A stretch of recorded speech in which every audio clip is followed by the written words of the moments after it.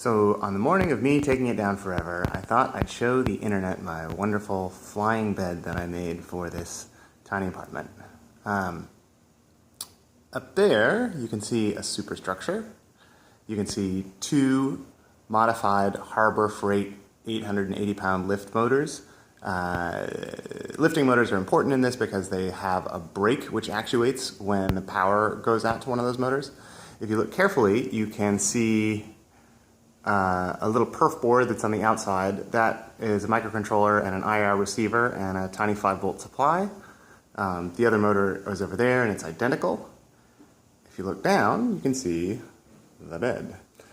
The motor lifts are secured to the bed with this bull ring and some rope and some bowlines and some hardware that I made with some eyelets.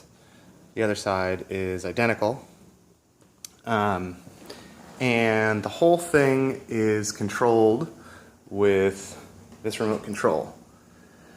You can see the guts of this remote control. On the inside is just a simple microcontroller and a driver transistor and a high power LED.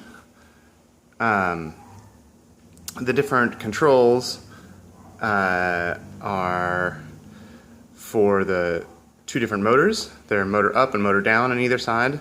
I'm sorry, motor up for either side, motor down on the bottom for either side.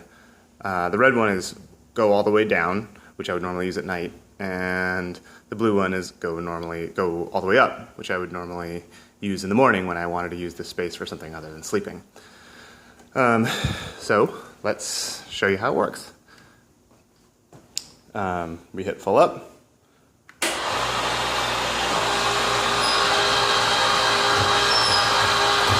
we have liftoff.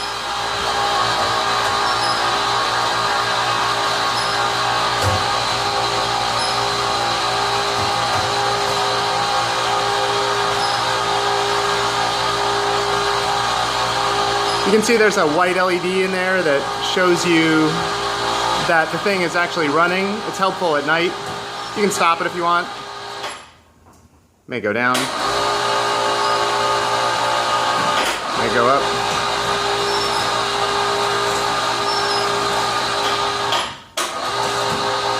You bring one side up if you want. Get your lean on. And then at the top, there's a safety stop on those motors so you can't actually squish the bed into the ceiling. And then you can just drop it down again.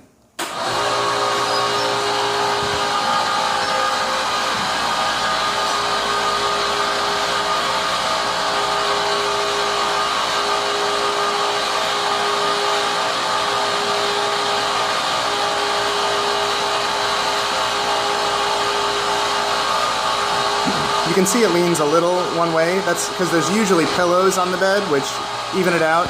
The leaning is a function of the way those ropes are spaced. I could probably fix it, but I never did. And then you can see it times out when it hits the bottom. All the timing is actually controlled in this, so if you panic and hit the button, you can stop your bed from squishing someone. Also, if you were to drop this and it was to come into pieces, the motors would all stop running. There's an IR protocol that I wrote with a checksum, so those things can't get erroneous messages. But in general, the electronics part was not the hard part about this. The hard part about it was actually building this structure.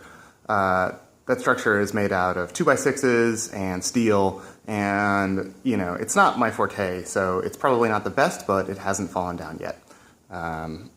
Anyway, that's my flying bed. Hopefully you guys never live in an apartment where you have to build a flying bed, but if you do, it sure is fun sometimes. All right, thanks for watching.